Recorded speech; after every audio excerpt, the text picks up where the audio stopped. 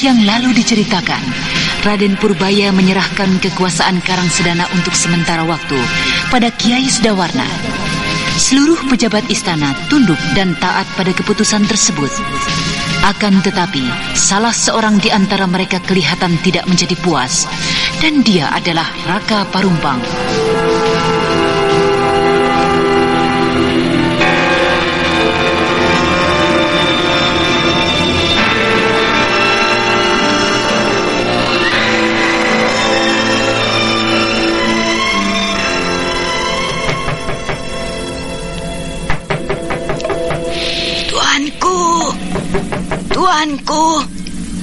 Tuanku Putri Budak Wangi. Ada apa kau mencariku? Maaf tuanku. Tuanku Raka Parumpang ingin bertemu, dan tuanku kini tengah menunggu di Taman Sari, di tempat biasa. Baiklah, katakan. Aku akan segera ke sana. Berhati-hatilah tuanku. Dayang Melati yang menjaga tuanku mungkin sebentar lagi kembali. Aji Konda telah tiada. Siapa lagi yang aku takuti sekarang? Purbaya walaupun seorang anak yang sakti, tapi dia tetap seorang anak. Seorang anak yang mudah untuk kukuasai. Tenang sajalah kau. Baiklah, hamba permisi tuanku Budak Wangi.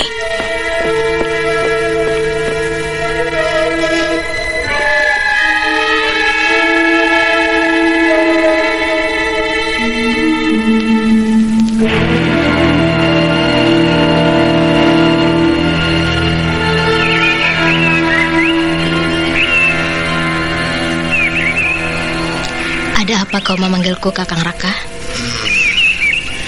Istana ini sebentar lagi akan menjadi kosong. Tidak ada seorang pun dari turunan Aji Konda di sini. Maksudmu Raden Purbaya sudah memastikan hari keberangkatannya? Oh, belum Nyai.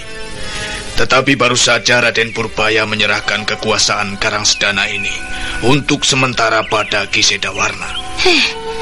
Mengapa tidak kepada Kakang? Bukankah Baginda jauh lebih mempercayai Kakang untuk segala macam urusan yang berkenaan dengan ketatanegaraan? Entahlah Nyai.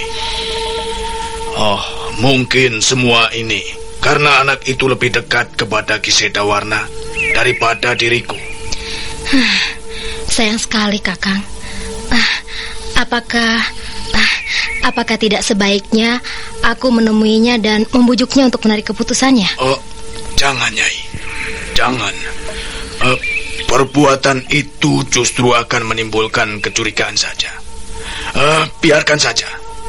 Tanpa Aji Konda di sisinya, kita akan lebih mudah untuk menyingkirkannya. Tapi kita harus menunggu saat yang tepat. Tidak bisa bergerak semau kita sendiri. Tanpa Aji Konda, anak itu justru akan semakin terikat. Kita dapat menekannya. Menekan dengan tanggung jawab yang dibebankan orang tuanya. Anak sebaik dia tidak akan mungkin berani lagi menolaknya. Justru manakala ayahnya telah tiada. Dan dengan hubungan suami istri, secara langsung tata akan jatuh ke tangan anakku jika Purbaya telah tiada.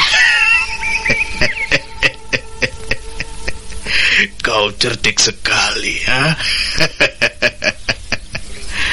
Nah, berhati-hatilah. Jangan sembrono bertindak, Nyai.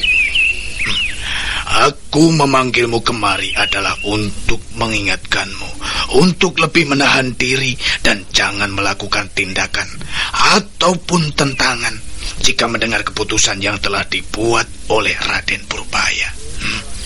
Nah, terimalah itu semua dengan lapang dada. Kelak semua akan menjadi milik kita. Lalu bagaimana dengan semua rencanamu dulu? Berapa banyak prajurit yang dapat kau pengaruhi? Hampir tidak berarti, Nyai. tidak berarti. 2 orang perwira dan sekitar prajurit yang di bawah kekuasaannya. Aku tidak dapat berbuat banyak. Aku hanya dapat mendekati orang-orang tertentu saja. Mereka yang dahulu merupakan pengikut suamimu. Kebijaksanaan Aji Gonda dan anak itu membuat aku tidak berani mempengaruhi orang-orangnya. Berbahaya sekali, Nyai. Iya, kau benar. Kita memang harus berhati-hati. Kita akan mempelajari setiap kesempatan hingga tiba hari perkawinan putriku dan Raden Purbaya. Ya, itulah yang sebaiknya kita lakukan saat ini. Aku kira cukup pertemuan kita, Nyai. Aku kembali dahulu, dan aku akan menghubungimu jika kelak aku memerlukannya. Aku menunggumu, Kakang.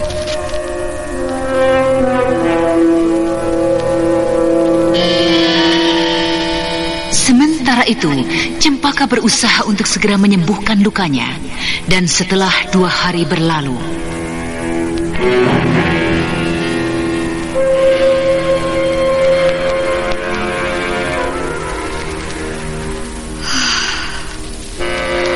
rasa sakit di sekitar dadaku sudah jauh berkurang.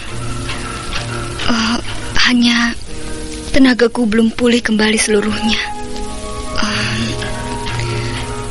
Hup! Hei!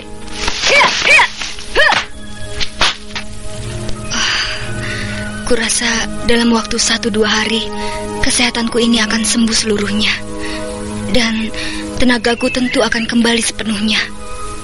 Dan pada saat itu aku akan meninggalkan Karangsedana untuk mencari pembunuh kejam yang bersih Maharaja Lela di istana ini. Untuk itu aku harus menjenguk makam kakek dan Kakang Landayan. Karena bukan tidak mungkin Adi Purbaya mengharapkan kepergianku lebih cepat lagi. Dan saat ini aku harus menjenguk makam kakek dan Kakang Landayan. Iya, Kakak? Aku hendak keluar mencari angin. Kau tidak usah katakan kepergianku ini pada siapapun. Hup!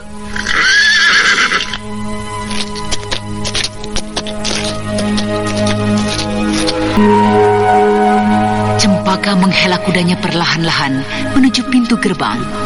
Dan setelah tiba di mulut gerbang, ia memacu kudanya menuju arah barat kota raja.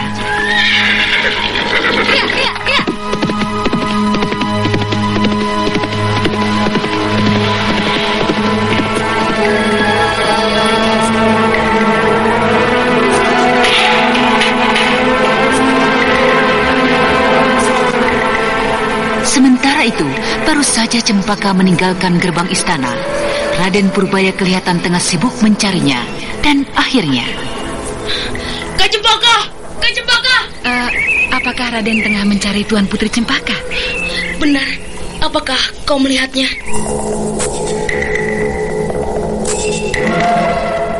Dari penjaga pintu gerbang, Raden Purbaya mendapat keterangan bahwa Cempaka berkuda menuju arah barat. Untuk itu, segera saja Raden Purbaya berkuda mengejar Cempaka.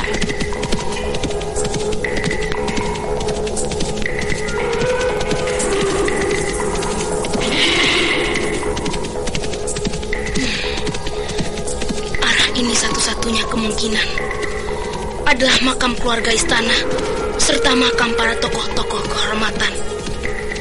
Aku yakin Kak Cempaka berada di sana. Biarlah, aku pun ingin menjenguk makam ayahandaku sebelum meninggalkan Karangsedana.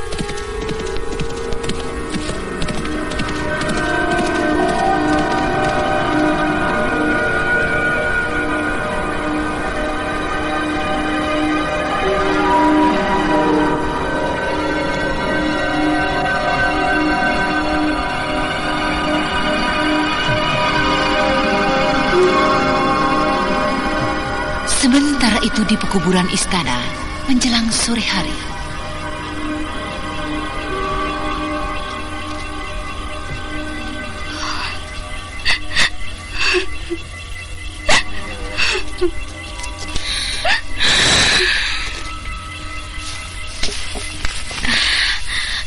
Kak Cempaka, Mengapa kakak meninggalkan istana? Bukankah luka kakak belum lagi sembuh dengan sempurna? Maafkan aku, adik Purbaya. Aku tidak tahan dan rindu ingin mengunjungi mereka semua. Mereka semua adalah orang-orang yang sangat baik padaku. Ayahandamu yang telah begitu baik padaku mau menerimaku tidak sebagai seorang hamba, bahkan mengangkatku sebagai putri angkatnya. Kakek Mamangkuraya adalah satu-satunya orang tua yang sangat dekat denganku, yang kuanggap bagaikan kakekku sendiri. Sedangkan Kandalandayan adalah suamiku yang telah banyak aku kecewakan. Kak Cempaka, Kakang Landayan sedikit pun tidak merasa kecewa padamu. Ia menghormatimu, dan itu semua telah dikatakannya padaku. Kukira sebelum ajalnya pun dia telah menyatakan padamu bahwa dia tidak merasa kecewa padamu. Kamu tidak berbuat satu pun yang membuatnya sakit hati. Dan jikapun memang ia pernah merasakan sedikit hal itu, sudah sejak dulu. Sejak 2 tahun yang lalu ia memaafkanmu. Karena itu kau tidak perlu merasa berdosa. Kau tidak mengerti persoalannya, adik Purbaya. Siapa bilang? Aku tahu semua persoalannya. Aku tahu, Kak. Semua tentang hal kalian. Semuanya. Bahkan yang paling kakak anggap sebagai satu rahasia. Kau... Ada apa, Kak? Kakak merasa malu. Tapi... Mengapa ia harus menceritakan itu semua kepadamu? Mengapa? Entahlah, Kak. Kukira... Tapi sudahlah, kita tidak usah membicarakan masalah ini lagi. Sekarang, marilah kita mengheningkan cipta, memohon pada Dewata Agung agar memberikan dan bertanya-tanya.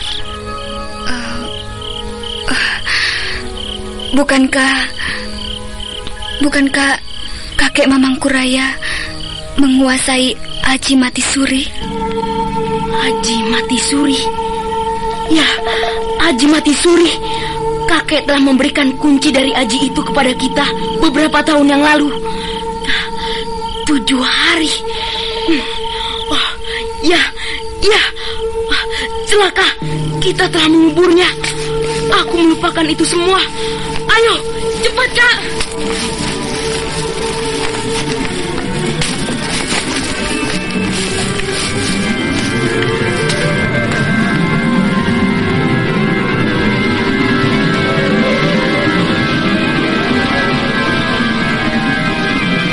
Bagaikan kerasukan setan kuburan, Raden Purbaya mencengkram tanah pekuburan dan kemudian mulai menggalinya. Ayo, cepat, Kak, cepat. Ya. Raden Purbaya menggali dan terus menggali. Sementara itu Cempaka mengikutinya dengan setengah hati. Ia tidak yakin keajaiban itu akan terjadi.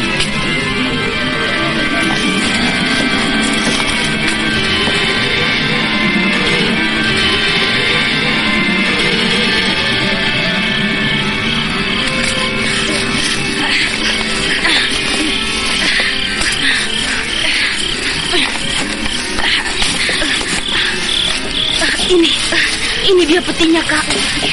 Ayo, angkat cepat. Ayo, angkat ke Cempaka.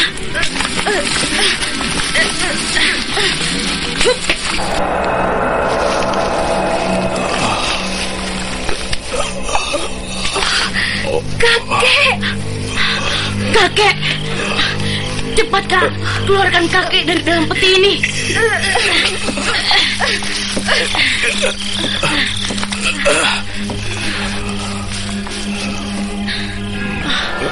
Aku akan mencoba menyalurkan hawa hangatku, Kak.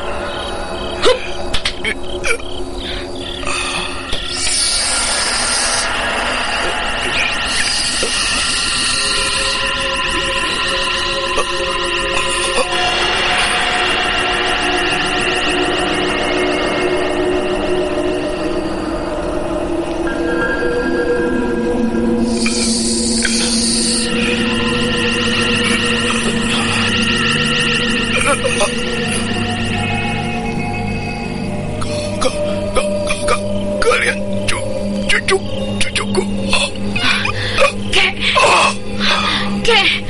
Kakek, kita harus menolongnya, Kak. Tapi bagaimana adik Purbaya? Keadaan kakek sangatlah parah. Seluruh tulang-tulangnya remuk oleh pukulan yang ganas. Tak ada lagi yang mampu mengobati. Kecuali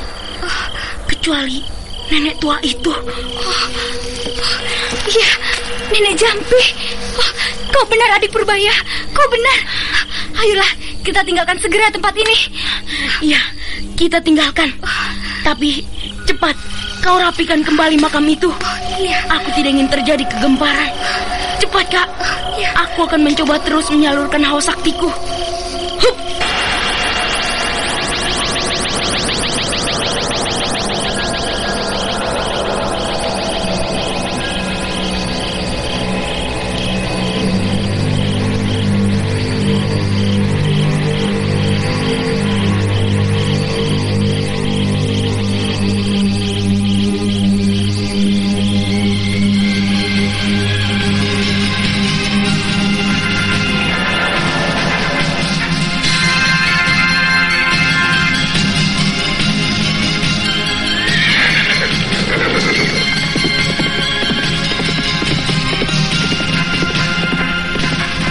Beberapa saat saja, kedua remaja tersebut telah berderap di atas punggung kuda mereka.